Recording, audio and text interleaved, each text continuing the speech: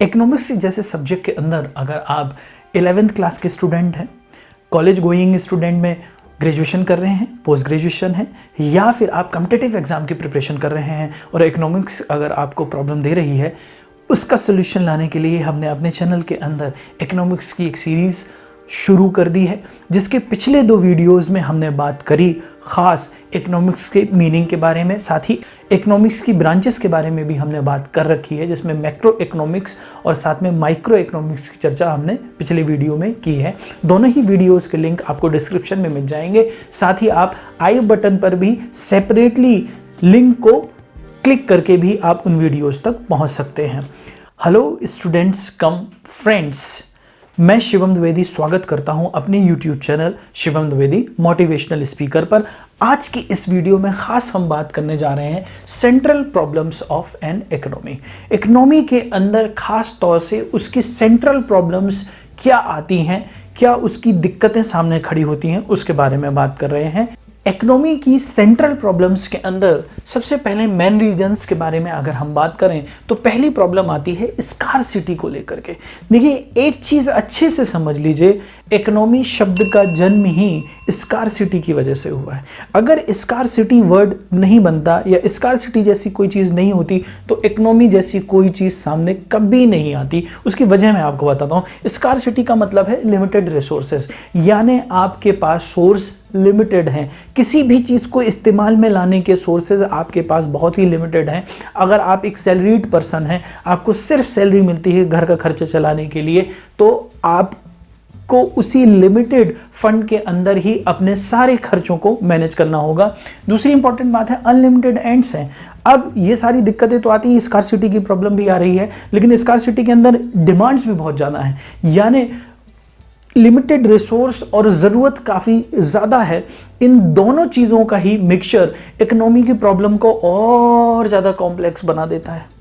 ठीक है, तो ये 2 मेन रीजंस तो सामने देखने को मिलते हैं, लेकिन अगर हम सेंट्रल प्रॉब्लम्स पर चले और ज़्यादा सराउंडिंग प्रॉब्लम्स पर चलें और ज़्यादा फोकस्ड प्रॉब्लम्स पर चलें, इनसे जुड़ी हुई प्रॉब्लम्स हैं, लेकिन और ज़्यादा डीप में अगर जाकर के बात करते हैं तो सेंट्रल प्रॉब्लम्स यहां पर निकल करके आती हैं। अब सेंट्रल प्रॉब्लम्स क्या हैं? जैसे सबसे पहले देखें व्हाट टू प्रोड्यूस, यानी हमें प्रोड्यूस क्या करना है। सबसे पहले देखते हैं कंज्यूमर गुड्स। कंज्यूमर गुड्स का मतलब होता है जो आइटम एकदम तैयार है, यानी फिनिश्ड गुड्स के मामले में।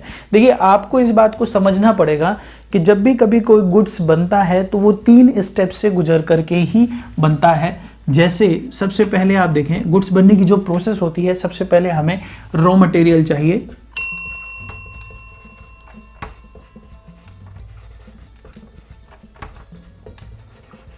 रॉ मटेरियल के बाद अगर रॉ मटेरियल आ गया है तो अगला काम आपका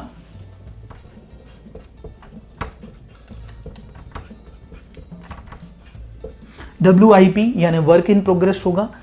जब आप वर्क इन प्रोग्रेस कर लेंगे तब तीसरा स्टेज आपका ऑटोमेटिकली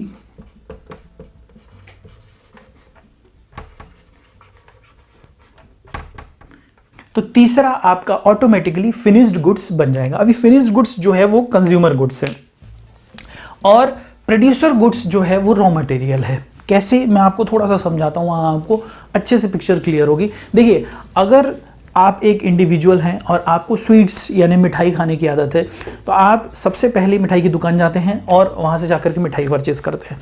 अब मिठाई वाले ने आपको मिठाई दी, आप घर आए, आपने उसका फ़ायदा उठाया, उसका आनंद लिया, लेकिन इसके साथ साथ उस मिठाई को बनाने में दूध की ज़रूरत भी होती है।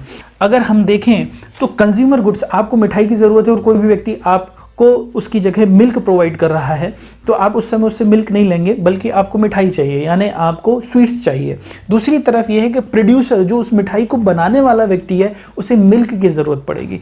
तो प्रोड्यूसर के नज़रिए से जो उसे बनाने वाला है वो मिल्क देगा प्रोड्यूसर के पास में, जिससे स्वीट्स बन करके निकलेंगी। दूसरी तरफ है आप कंज्यूमर गुड्स हैं, यानी आपको स्वीट्स की ज़रूरत है तो आप स्वीट्स परचेज करेंगे। अब यहाँ पर ये चीज़ समझिएगा कि आपको स्वीट्स की ज़रूरत है और अगर स्वीट्स नहीं प्रोवाइड हो रहा है और उसकी जगह मिल्क प्रोवाइड हो रहा है तो आप सेटिस्फाइड नहीं हो पाओगे। दूसरी तरफ जो प्रोड्यूसर यानी स्वीट्स बनाने वाला पर्सन है, जो कि मिठाई बनाता है, उसे सिर्फ दूध ही नहीं मिलेगा, यानी मिल्क ही उसके पास तक नहीं पहुंच पाएगा, तो मिठाई बनेगी कैसे? यानी दोनों में से किसी एक चीज को चूज नहीं किया जा सकता है, दोनों ही चीजों को लेना पड़ेगा, और दोनों में से किसी एक चीज को चूज कर पाना काफी कठिन हो जाता है।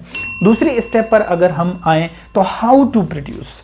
हाउ टू प्रोड्यूस का मतलब है कि अब हमें ये चीज बनाना कैसा है, यानी कोई भी आइटम अगर हमको बनाना है तो वो किस स्टेप से होकर के गुजरेगा। वहां पर दो स्टेप सामने आते हैं। पहला स्टेप है labour intensive technique. Labour intensive technique क्या बोलती है?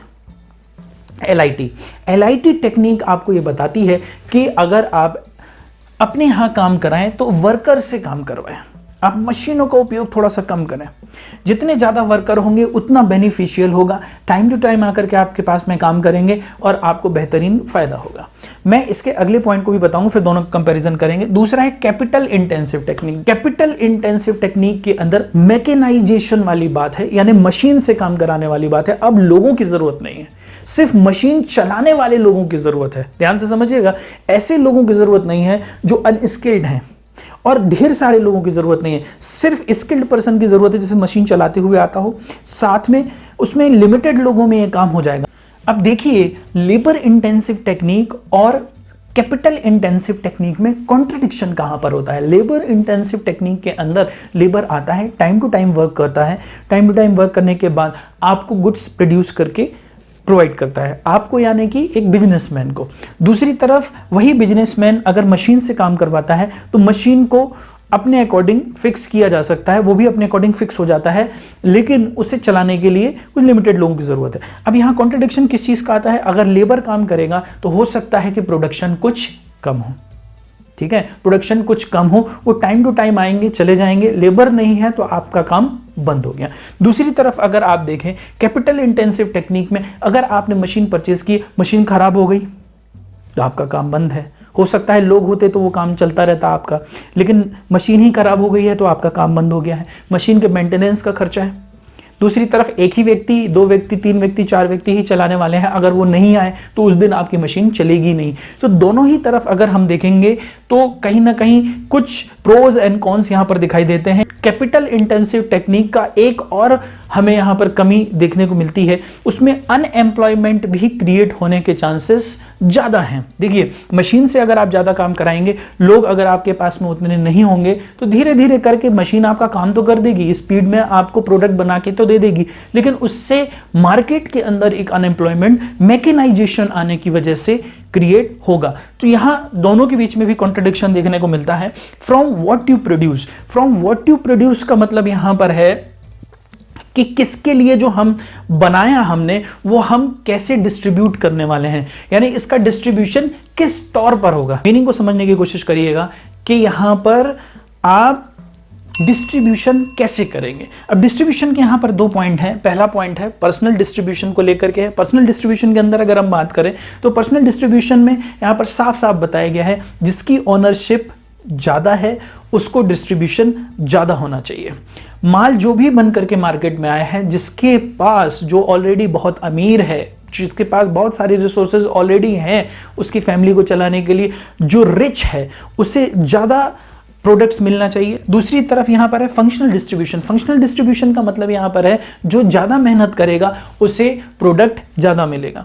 प्रैक्टिकल अप्रोच में अगर हम इस चीज को देखें तो ये दोनों के खिलाफ है, इरेशनल है कि जिसके पास ओनरशिप ज्यादा है उसे प्रोडक्ट ज्यादा मिले। दूसरी तरफ अगर हम देखें जो ज्यादा मेहनत करे उसे अगर हम प्रोडक्ट देंगे तो वो भी कैपिटल या वो भी पर्सनल डिस्ट्रीब्यूशन के खिलाफ होगा। तो यहां पर जो सेंट्रल प्रॉब्लम्स निकल करके आती हैं वो बड़ी ही साफ हैं। हम पर्सनल डिस्ट्रीब्यूशन को भी नहीं चुन सकते हैं, दूसरी बात है हम फंक्शनल डिस्ट्रीब्यूशन को भी एक तरफा नहीं चुन सकते, दोनों में बैलेंस बनाने की जरूरत पड़ेगी। ठीक है, इन्हीं बैलेंसेस को बनाने के लिए इकोनॉमिक्स में एक अप्रोच और रखी गई है। उस अप्रोच को भी मैं यहां पर आपको समझाऊंगा। उस अप्रोच के साथ में भी कहीं ना कहीं आपको आसानी से आइडिया मिलेगा। इकोनॉमिक्स में दो टर्म्स का इस्तेमाल होता है जिनको हम अभी देखने वाले हैं। देखिए, एक टर्म का नाम दिया हुआ इकोनॉमिक्स के अंदर पॉजिटिव इकोनॉमिक्स, या इसे पॉजिटिव साइंस भी कहते हैं। देखिए, इकोनॉमिक्स को खुद साइंस बताया गया है। It's a science of scarcity. ठीक है। तो दूसरी तरफ अगर हम देखें तो इन प्रॉब्लम्स को एड्रेस करने के लिए यहां पर पॉजिटिव इकोनॉमिक्स टर्मिनोलॉजी का यूज है। क्या बताता है उसके बारे में बात करते हैं। साथ में एक और टर्म का इस्तेमाल किया है, नॉर्मेटिव इकोनॉमिक्स या नॉर्मेटिव साइंस का। ठीक है, ये दोनों ही इकोनॉमिक्स की टर्मिनोलॉजीज काफी हद तक इकोनॉमी की या देश की सेंट्रल प्रॉब्लम्स को एड्रेस करने में हेल्प करती हैं। जैसे कि पॉजिटिव इकोनॉमिक्स का मतलब क्या होता है? पॉजिटिव इकोनॉमिक्स का मतलब होता है deals with what are economic problems and how are they actually solved. सबसे पहले तो आप एक चीज करिए, आपकी कंट्री में जो इकोनॉमिकल प्रॉब्लम आ रही हैं, इकोनॉमिक से संबंधित प्रॉब्लम आ रही हैं, उन्हें सबसे पहले फाइंड आउट करिए, फाइंड आउट करके सॉल्व करिए। तो ये जो पॉइंट जिस साइंस के अंदर आता है, इकोनॉमी की जिस टर्म के अंदर आता है, उसे पॉजिटिव इकोनॉमिक्स कहते हैं। दूसरी तरफ अगर हम बात करें नॉर्मेटिव इकोनॉमिक्स के अंदर, deals with what ought to be और how the economic problems should be solved. देखिए यहां बहुत अच्छे तरीके से बता दिया गया है कि देखो आज भी इकोनॉमी में प्रॉब्लम है, ठीक है, इसमें कोई दो राह नहीं है। पहले भी इकोनॉमिक्स में प्रॉब्लम थी, वो भी सॉल्व हुई, कुछ सॉल्व हो सकी, कुछ सॉल्व नहीं हो पाई। तो देखिए जब हम बात करते हैं आज से 40 साल पहले, 50 साल पहले की कंट्री की इकोनॉमी की प्रॉब्लम्स को लेकर के, तो वो कुछ और थी। ठीक है, उसमें कुछ चेंजेस हुए, कुछ बेनिफिट्स हुए, कुछ ड्रॉबैक्स निकल करके आए। तो सबसे पहले इकोनॉमी की प्रॉब्लम्स को आप चेक करिए और उन्हें सॉल्व करिए। इस टर्म के लिए बताया गया पॉजिटिव इकोनॉमिक्स, लेकिन साथ में यह भी बताया गया है नॉर्मेटिव इकोनॉमिक्स के अंदर कि आपको जो भी प्रॉब्लम्स आपकी कंट्री के अंदर इकोनॉमी से रिलेटेड आई हुई हैं, उन इकोनॉमी रिलेटेड प्रॉब्लम्स को कैसे देखना चाहिए। चाहिए मतलब आपका आउटलुक क्या होना चाहिए, इसमें आइडियल कंडीशन क्या होती है और क्या आपका आइडियल एक्शन होना चाहिए उन इकोनॉमिक प्रॉब्लम्स को सॉल्व करने के लिए। मैं आशा करता हूं कि central problems of an economy के इस वीडियो में काफी हद तक आपको आंसरिंग मिल गई होगी, काफी हद तक सॉल्यूशन आपको मिल गया होगा कि इकोनॉमी की सेंट्रल प्रॉब्लम्स क्या होती हैं और साथ में उनको किस नजरिए से देखना चाहिए, किन टर्म्स के अंदर हम उसे सॉल्व भी कर सकते हैं, इस पर एक ब्रॉड आउटलुक मिल गया होगा।